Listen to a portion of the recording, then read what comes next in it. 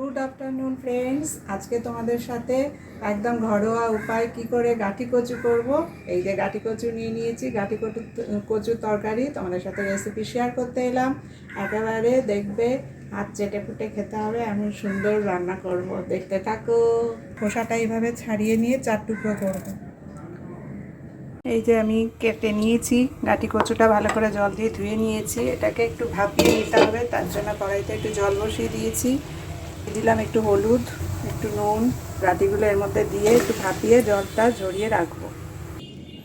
যে জলটা এইভাবে থেকে রাখছি, আমার ঠান্ডা হয়ে গেছে, জল ঝরিয়ে রেখেছি। এবার 1 চামচ বেসন, অল্প একটু হলুদ, অল্প একটু নুন, এটা ভালো করে মাখিয়ে নিয়ে ভাজবো।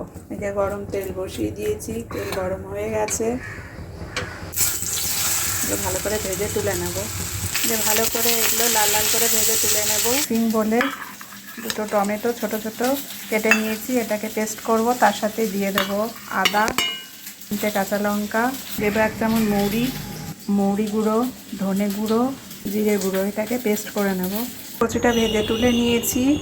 এবার তেলের মধ্যে আরেকটু তেল মিশিয়ে, ওর মধ্যে তেল গরম হয়ে গেলে তেজপাতা, একটা শুকনো লঙ্কা আর সাদা জিরে ফোড়ন দিলাম।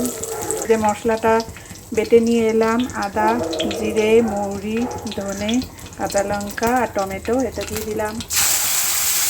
এটা যেহেতু আমি নিরামিষ করছি, এর মধ্যে পেঁয়াজ রসুন আমি ব্যবহার করবো না। দিলাম একটু কাশ্মীরি লঙ্কার গুঁড়ো, একটু হলুদ গুঁড়ো, একটু নুন, দিলাম একটু মিষ্টি। মশলাটা ভালো করে কষিয়ে এবারে ওই ভেজে রাখা গাঁটি কচুটা দিয়ে দিলাম। এবার একসাথে সব মিক্সড করতে হবে, মশলার সাথে কষতে হবে। এখন মশলা আমার কষানো হয়ে গেছে, এবার মিক্সে খাওয়া জলটাও এর মধ্যে দিয়ে দিলাম। আর মতো জল মিশিয়ে দেবো। এবার এটা ঢাকা চাপা দিয়ে সিদ্ধ হতে দেবো। দেখো আমার গাঁটি কচু, ঢাকা সরিয়ে দেখছি সিদ্ধ হয়েছে কিনা, দেখলেই হয়ে যাবে, এটা নামিয়ে ফেলতে হবে। এই দেখো সিদ্ধ হয়ে গেছে। যেটুকু তোমরা ঝোল রাখতে চাও সেটুকুই রাখবে। লোভনীয় তো হয়েছে দেখতে। এবার আমি সার্ভ করে দেবো।